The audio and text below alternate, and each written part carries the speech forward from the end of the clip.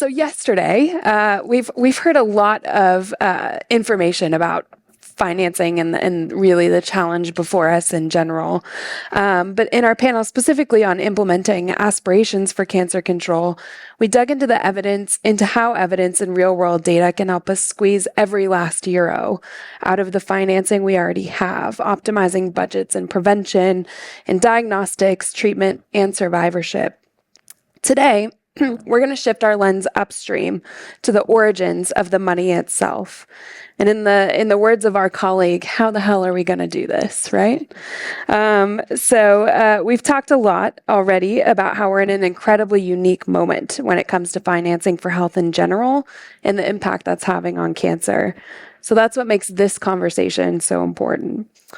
So without further ado, I'm going to start with you, Peter. You've long criticized inefficiencies in the medical industrial complex. Yes. What would a truly patient-centered funding model look like, building from the last few panels? And how can we overcome institutional inertia to fund prevention and early detection at scale? Well, the past 2 days I heard quite a lot that we need more money for A, for B, for C, but I think there is more than enough money in healthcare. I live in a very small country, the Netherlands, and we spend 100 billion euros on healthcare each year. And I think there's more than enough. But as long as we have to focus on treating diseases in the end stage and not in the beginning, we make a lot of cost. So my statement basically is focus on early detection, so focus on prevention, and focus on treating the diseases in the first stages. That was why I made a new mark. You read it probably. My hero in cancer treatments is Jose Baselga, and he had a focus on stage 1 and 2 treatments, prevention, early detection. And then you will see that the cost will lower. There is a wonderful report from the Karolinska Institute, and Niels Wilkins is also in this session. And he shows that in Sweden they focus on early detection and prevention, and the average cost on healthcare are lowering. So I think there is more than enough money. I think the focus is different. And then to trigger a little bit Greg, who is in drug development. I mean, if you fail 9 out of 10 and you do that by the first year, okay, then you're sorry about that. If you fail for 30 years, what did you think if you say, I buy a house, and the one who's building your house tells you, this house needs to be very expensive because 9 out of 10 houses that I build fail. Then we will not buy that house. So I think there is also a necessity at industry to do something about these failures, make it more successful. And then you can say, yeah, that's very difficult. And my answer always to people who say it's very difficult, that's exactly the reason why we ask you. Because you're very intelligent, you're very bright, you're very creative. But as long as there is not enough pressure on whole society, and especially in this topic on industry, to lower the level of the failures, there is also a lot of money involved. And maybe it's good to know that I've worked for 40 years in central banking. I know a little bit about money, and most costs are made, and you know that, in the late stage of the drug development, and that's called cost of capital. If we do something about that, it will lower the price. So my statement is not that we should need less money in healthcare, but I think there is enough money in healthcare. The way we spend it is not as it should be. Thank you, and we'll let Greg respond to that in a moment. But first, Catherine, I want to stick on this theme of sort of research and development. Cancer Research UK has championed cutting-edge science through global partnerships. So how can we stabilize and diversify these funding streams, especially when we think about enablers like workforce, data, and implementation, not just new product pipelines? Yeah, thank you. Yes, as you've said, Cancer Research UK, we're in a very privileged position of being the largest research funding charity in the world for cancer research. And of course, we're in that position actually because of our partnership with the public and donors who generously donate to us. So we have a budget of about 450 million a year to spend on research. But we leverage that budget and amplify the effect through a range of national and international partnerships. We partner across all sectors, and we have our own in-house commercialization drug development team, and we partner a lot with industry as well. But I think picking up on the previous points as well, what's important for us and for building those partnerships is to prioritise. There is enough money, maybe. I'd always like more money for research. But you have to prioritise, however big your budget is. So absolutely agree, we have a really strong priority around prevention and early detection research. One of our key themes as well is to have discovery at the heart of all we do. So while there are many, we know that, for example, 40% of cancers are preventable through lifestyle factors. We have limited traction in terms of actually reducing smoking, reducing alcohol, reducing obesity. So it remains important to understand the science behind interception of cancer. So particularly when we're looking at early detection, we have to then have interventions. So for some cancers, we have great interventions if we detect them earlier. For other cancers, some of the brain cancers, for example, pediatric cancers, we don't. So we still need to invest in drug development and understanding the biology as well as those technologies. So we build partnerships around those themes. So for example, in our partnership with LifeArc, there's a real market failure around pediatric cancer drug development. So recognizing that, for very understandable reasons, industry finds it hard to invest in that market. So we have a role to step in and try to de-risk drug development through that partnership. In early detection, we fund in partnership with 2 US and the DKFZ colleagues in Germany. So we've built a consortium of centres there. And of course, we have our Cancer Grand Challenges scheme that funds at the moment, I think, about 14 big global international teams that have $25 million or so to address big questions. So it's about identifying those priorities, not spreading yourself too thin, and then understanding which partners want to play in that space, what are their drivers and incentives, and how do you build effective partnerships. And just finally, we've talked a lot through these few days about data and AI and prevention. And I think there's a really critical opportunity to think about in Europe and globally the infrastructure for that work, and how is it going to have sustainable long-term funding for the compute, the people, and the programs that need to build around that, so we're not all developing it in silos. Great. And that's a perfect transition. And so, Greg, I'd like to come to you now, and you're welcome to respond to what you've heard so far. But I also want to pick up on this conversation about technology and data, because we've heard a lot about that. And I'm curious about your perspective on the role that technology will need to play as a tool to ensure not only that care is efficient and effective to bring down costs, but also when we think of technology as a tool for sustainable financing. Yeah, thanks, Amanda, and appreciate the opportunity to be here. So it's an interesting sort of time we're at. So we've just come back from ASCO, many of us who sorry, I'm creating a little bit of noise there. I have to keep my head still. We just come back from ASCO. So as you talk about technology and what we're able to do, I think it's showcased remarkably in terms of what we're able to see at ASCO. We're also, as we look at the macroeconomic environment and some of what's happening on the other side of the Atlantic, and tariffs and most favored nation pricing and a bunch of other things. We're also at, I think, an important pivot point about what do we understand about value creation, the funding of innovation, and the right investment frameworks that we have for an industry. So, and just to be clear about that, that's not something that is, I think, a result of the new administration in Washington. It's actually something that has been building over 20 years about the fact that the US has been driving much of the funding of innovation that we've seen across the world. And I think that it's a useful mirror for us to look into. We've been avoiding looking into that mirror for 20 years, maybe 10 years since the financial crisis. I think it's useful for us to look in that mirror and say, actually, what are the right frameworks and appropriate funding of innovation that Peter's already highlighted. But if you just go back to what we're able to do with data and technology, I mean, and Peter also mentioned Jose Baselga, who was a fabulous innovator and clinician. when he was writing in the year 2000 about Herceptin coming through, the survival for a first-line advanced metastatic HER2-positive breast cancer was less than 12 months.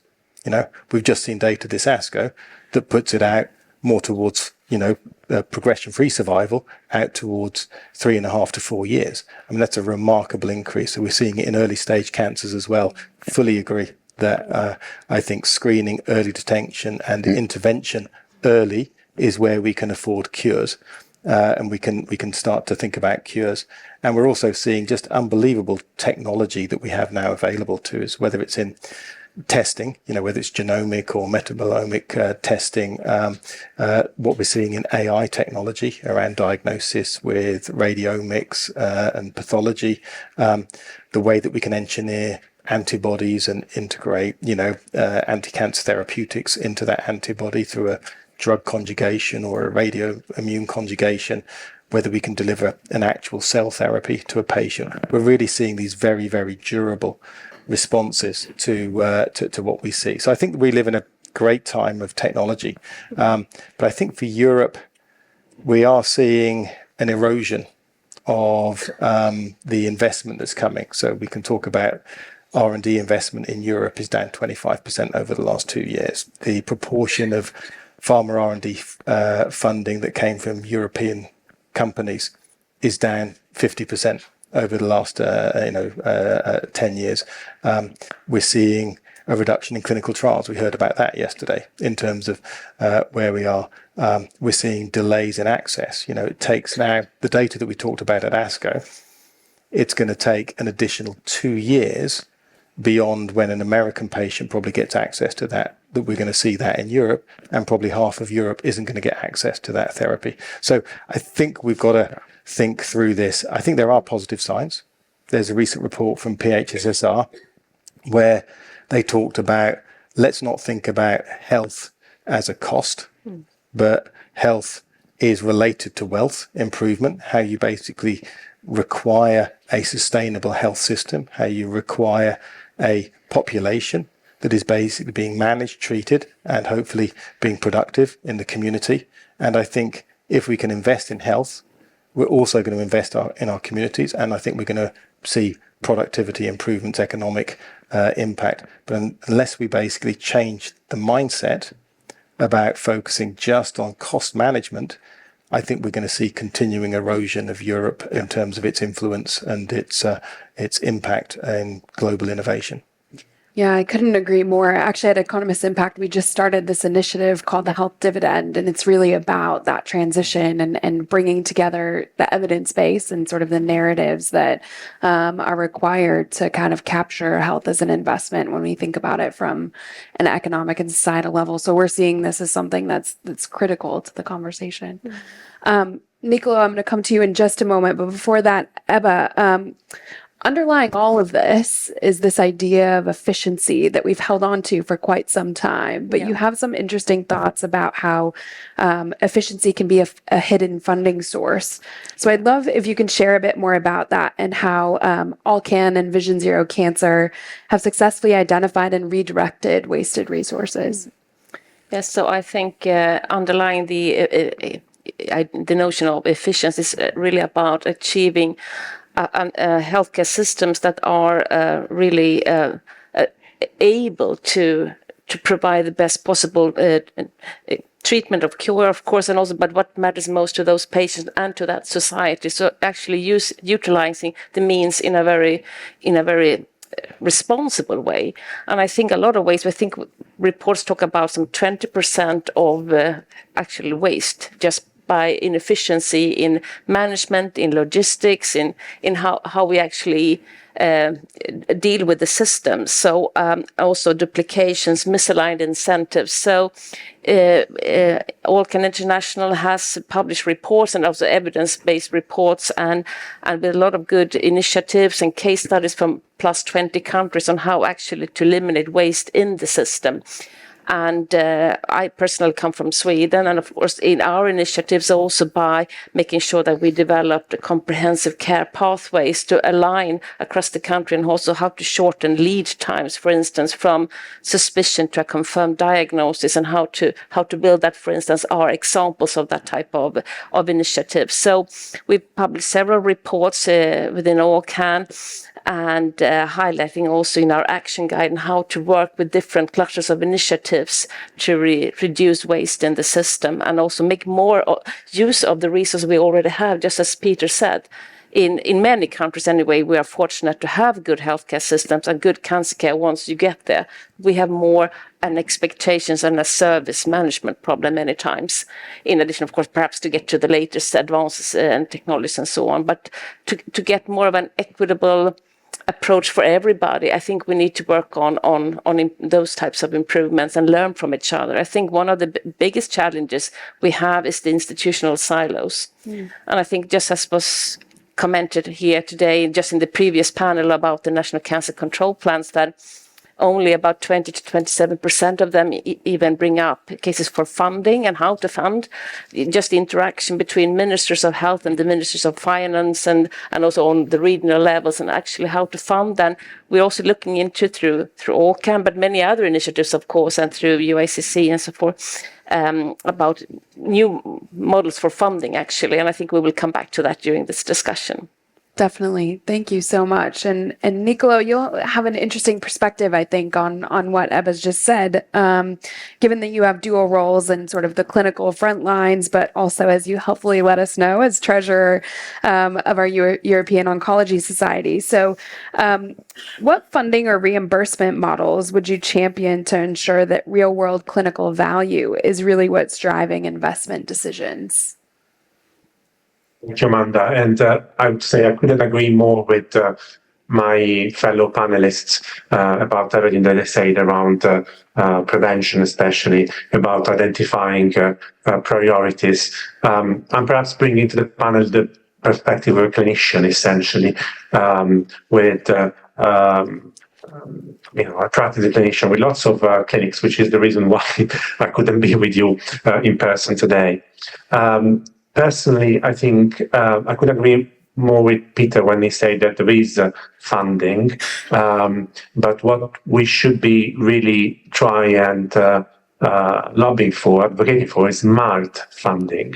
So obviously, sustainable cancer control is not simply about asking for more resources or more again, money to fund services or better cancer care. It's about actually identifying what are the priorities, whether we could actually make the system also a bit more proactive in, for example, facing the challenges that we as clinicians and our patients are increasingly dealing with in the context of, for example, the aging of the general population. We are looking after patients that are more comorbid, that have many different competing risks alongside the cancer. We are dealing with lots of inequalities as well. When it comes for, again, my specific disease interest is breast, access to screening, early detection, access to various treatments that have been completely changed in the natural history of breast cancer, but many other malignancies. We're still seeing sometimes at postcode lotteries, even in high income setting, like for example my country. We're seeing cohorts of patients that are still hard to reach with maybe the current existing care models. So we should maybe think about digital remote services, telemedicine, and maybe embedding also broader multidisciplinary input in the care of these patients. So we should really try. This is, to me, what efficiency, again, from a clinician perspective, will look like. Look at all these potential solutions and try to integrate them as much as possible to reach out to the broader population of patients across various stages and phases of the cancer care journey. I fully agree with the focus on prevention and early detection. I also think that we should bear in mind and keep also patients with incurable cancer at the forefront of what we do, because unfortunately, whether we like it or not, there will always be patients with stage 4 incurable conditions, and perhaps we should also be a bit better in collecting, for example, data, real-world data on how these patients are looked after, and actually how we can improve care outcomes for them. I'm a big fan of, like I'm sure everybody in the room is, of value-based care, looking at what is the value of various interventions. For example, last week there was a beautiful study challenge presented at ASCO looking at the beneficial impact of an exercise program to improve cure outcomes for patients with colorectal cancer. What is the cost of the exercise program as opposed to, for example, the latest drug, which is fantastic to have, but maybe looking at improving outcomes for a very small and niche patient population. So again, maybe looking at a broader range of intervention beyond simply, drug development, which is, fantastic and very important to champion. I think that's also part of the future and how I would see, more sustainable cancer control, being developed. I'm personally a big fan of also, partnership between, public and private sector. I think, when it comes to, for example, looking at new interventions, partnering with companies is absolutely important because they're driving so much of the innovation at the moment. Looking at, for example, also, again, economists might be better place to address this, but shared risk models, this sort of funding models is something that we should increasingly, try to embed in funding streams. And so yes, I would probably say that this is my view as a clinician. So try and think more outside the box beyond simply the usual routes of funding and the usual interventions that we can implement to improve the care of our patients. One last thing that I would say is alongside breast, my other big interest is the care of all the patients with cancer, so the field of geriatric oncology. We have data showing that if we embed a broader multidisciplinary input, including, for example, geriatricians, nurses, pharmacists, physiotherapists, occupational therapists, dietitians, in the care of this large and increasing patient population, we can reduce unplanned hospitalizations by 29%. We can reduce systemic renal toxicities by approximately 40%. We can improve patient quality of life. So again, quality of life is not monetizable, but admissions, hospitalizations, toxicities are. So are these resources that we can somehow reinvest in, again, recruiting a more diverse healthcare workforce beyond simply medics. So again, lots of food for thought. Thank you. Great. Thanks so much, Nicolo. And it's so valuable to have that perspective. Yeah. Yeah, I'd like to respond to that because I'm now in this situation since 2005 when I started to become a patient for the rest of my life. And prevention has always been a topic that has been discussed. And I promise you that if we don't change the way we work, in 10 years, in 20 years, the Economist Impact Congresses will talk about the need and the necessity of prevention. We don't have found yet a good business model for prevention. There is an enormous amount of money in healthcare. And like I said, I work in financial institutions, in central banking. People always say that pharmaceutical companies make the most revenue and profit. That is not true. Banks make the most revenue and profit. Yeah? And as long as we do not focus on that in combination with industry, of course, if we do not focus on that, I mean, if you make tens of billions of euros, my country, in Europe it's way more.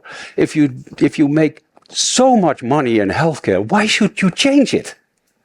Because basically you tell to some people, I think you should earn less money because we're going to spend it in another way. So, having said that, we should cooperate much more and do much more better work in lobbying. If we really want prevention to be #1 priority, If we really want it, we should make a good lobby of the ones who pull the strings so that we can change the way we spend our money. As long as we don't do that, it will be spent in the way we did. And we will do things over and over and over again and expecting different results. Yeah. So I think a good, and this is a problem that we patient advocates should pick up, because it's our problem. We need industry, we need research, and I'm very much in favor of fundamental research. I'm in one of your cancer grand challenges, avoiding cancer. But so we should cooperate in a way that we are making a strong lobby.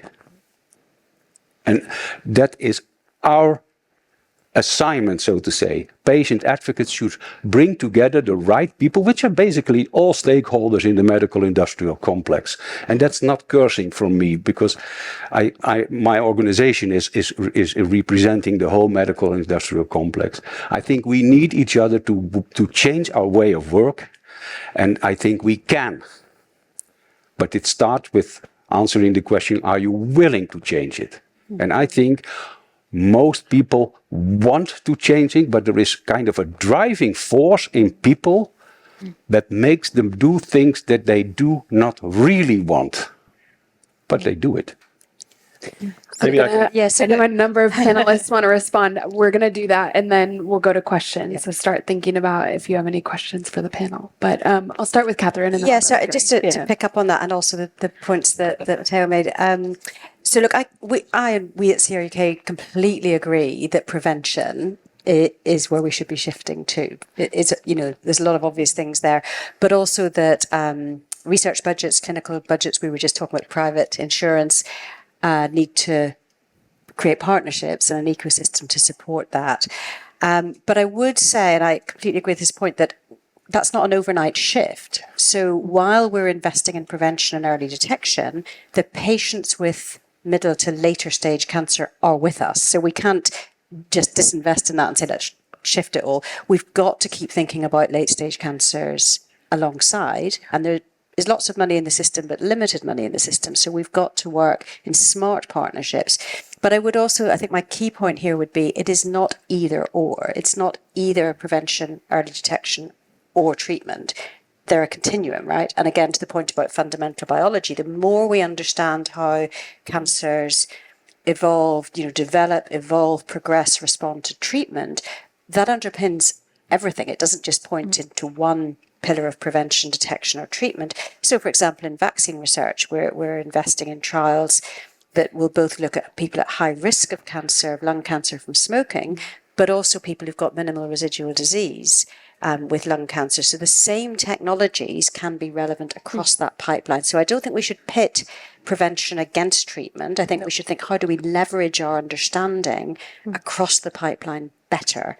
But ultimately, yes, we should be shifting from treatment to prevention. It's in everyone's interest. But we need to understand better as well how to evaluate prevention research, as you said as well, the health economics of it, the innovation system, what are the regulators going to require? For example, if we develop preventative vaccines, what will a regulator require? Because if we have to wait 20 or 30 years for proof of outcomes, that's not great. But what are our biomarkers? What are the regulatory standards? So anyway, I think Greg wants to. Yeah, I'll go to Greg and come back this way. Jump in. So, Catherine, I think nailed it there. I think, there's two factors here. This is not an either or, I think to be interested and wanting to engage in prevention and develop industries that basically are able to work in that space is critical, valuable, but it won't solve today's problem. And I disagree that we have enough money in health or in cancer sort of management. We've seen a 60% increase in the incidence of cancer since 2000 in Europe.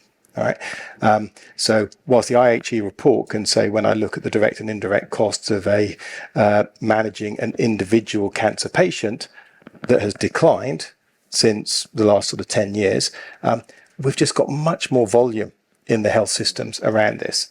And you're not going to drive that through efficiencies and what have you. It's the problem that is here today around how do you manage that. Now, early detection is different from prevention. These people have cancer and they are going to present into the health system. And if we can identify them early, we can transform their outcomes. We can move them on a path to cure. We can basically have limited treatment durations. We can monitor them now with blood-based monitoring and various other things to be able to see if there's early relapses, and we can basically have a huge impact on those patients and ensure that they are productive members of their communities and society on an ongoing basis in a very different way that we could in metastatic. Although even in metastatic disease, we're seeing long-term, durable, relapse-free survival in many, many diseases that we could not have imagined.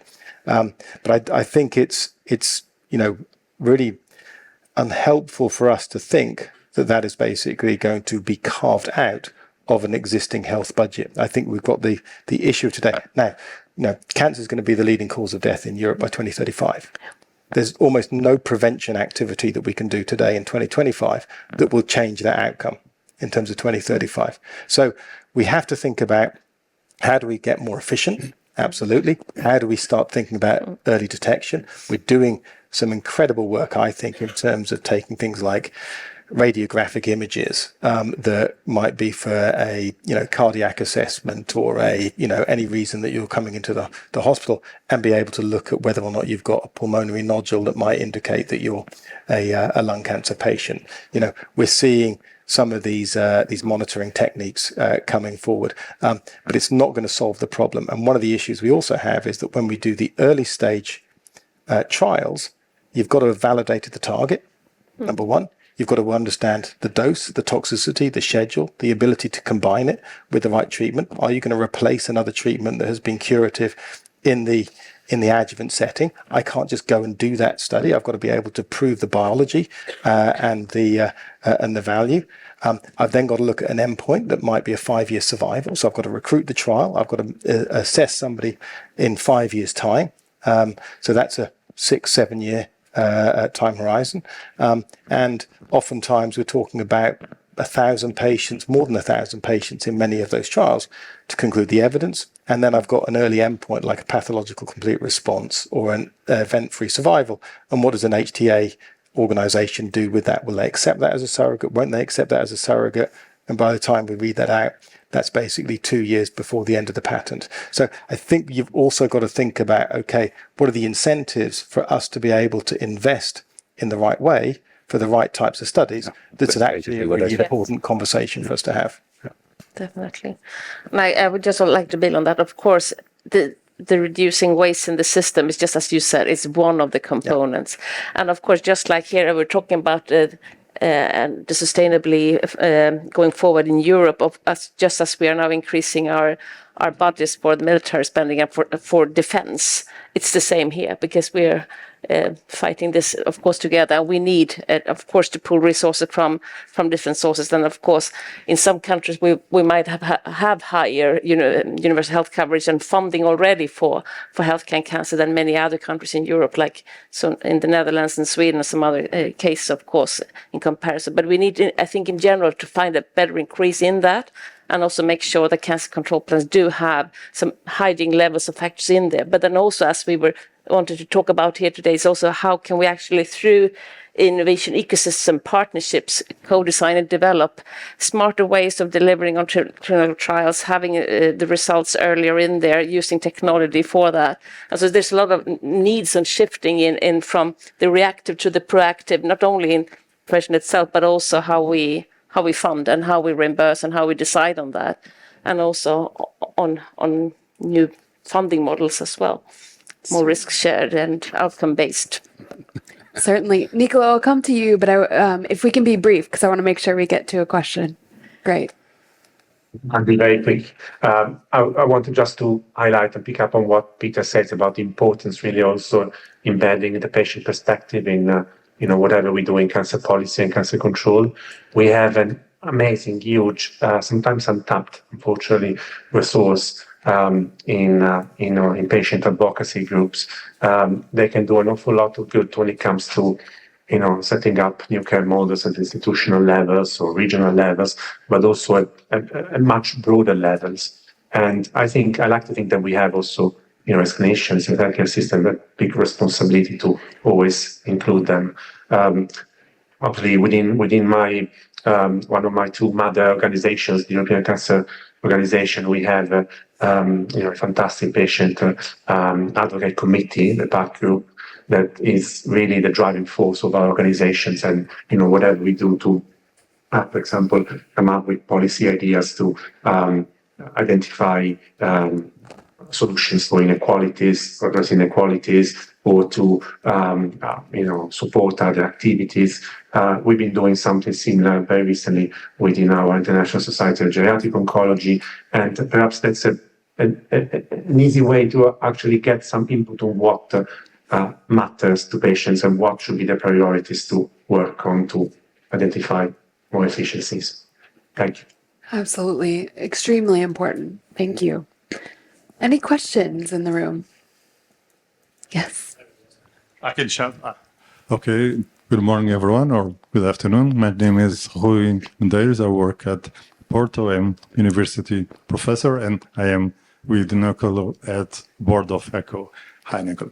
Yes, my question, and I agree totally that we have to make a change, and the change, I agree, it's on the prevention issue. We have to think on our budgets, on cancer health, almost on treatment and everything. And if we see on prevention is less than 100%, we should change it. Prevention is the best way to avoid the nightmare. So nightmare is to have cancer. And how should we do that? In my opinion, we have seen, and we have seen in some decisions, we have to act like Carrie has just from YCC said, with the head, with the heart, and with the budget. And we should convince our politicians, ministers, to decide. We have seen this in Portugal on vaccines, on screening, on every decision, on tobacco legislation. We had the knowledge, we had the evidence, but the decision was when the politicians decided. So we have to lobby that. The other thing on the decision, how to change the paradigm from treatment to, and of course, assisting all persons that need. We have to have a balance between the spending of the budget in treatment and a little change to the prevention. And we have to have a number to achieve an equity, because prevention, as you said on health, is an investment, it's not a cost, it's an investment. And we know nowadays, and last week Elizabeth from IARC did say that, and we know that for long ago, 80% of the cancer, 80% of the cancers can be avoided or delayed if you do the right prevention, or primary or secondary. I can have a lot of evidence on that, and of course, I'm not aware if I have cancer when I will be 150 years old. Of course, it's not aware. So my question for the panel is, do you believe we should act on the law, on the legislation, or we should have another way to proceed? How can we do this change of the paradigm of spending? Well, I can. Great question. Yeah, go ahead. I think it's a wonderful question. Let me give an example of the financial industry. We all pay in euros here in Europe, and why is that? In 1999, the European Commissioner Bolkestein said we're going to implement the euro, and the most powerful lobby in the world, which are banks, said no, because they earn a lot of money with currency differences, etc., etc. But he said, well, I have even more bad news for you. We're going to do it, and you're going to pay for it. Why was he successful?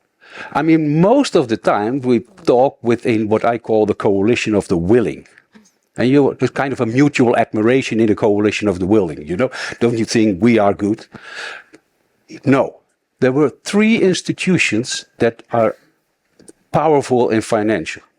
which is the European Central Bank, which is the European Commission, and which is the Bank for International Settlements. And by coincidence, those three were Dutchmen. It's not about Dutch, but they were Dutchmen. Moldering, that's good. Yeah, yeah, absolutely. But they were a liberal, European Commission, a social democrat, president of the European Central Bank, and a Christian Democrat, president of the Bank for International Settlements. That was the coalition of the ones who pulled the strings. That's why now in most European countries we pay with a euro, and we have immediately transfer from Amsterdam to Athens, Berlin, or whatsoever, without any intermediate costs. That is what I plea for, a coalition of the ones who pull the string, because we know what to do. And that's why I said yesterday, we do not execute what we already know. Yeah. If we execute what we already know, in my country it's approximately 64% of patients who live for 5 years. We can probably raise that without new knowledge, and I'm in favor of new knowledge, but without new knowledge to 70% at least. At least. So the coalition of the ones who pull the strings is basically the most powerful lobby we have to build. And otherwise, in 10 years, and I like to come in these conferences, but in 10 years we will have the same discussion and I will give the same example.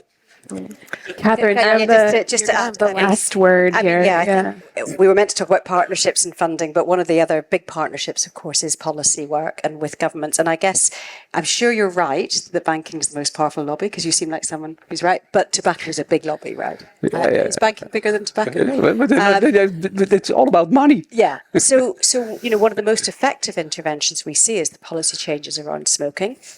I would say that the law is not the only lever. There are many levers you have to pull around behaviours, nudges, carrots as well as sticks.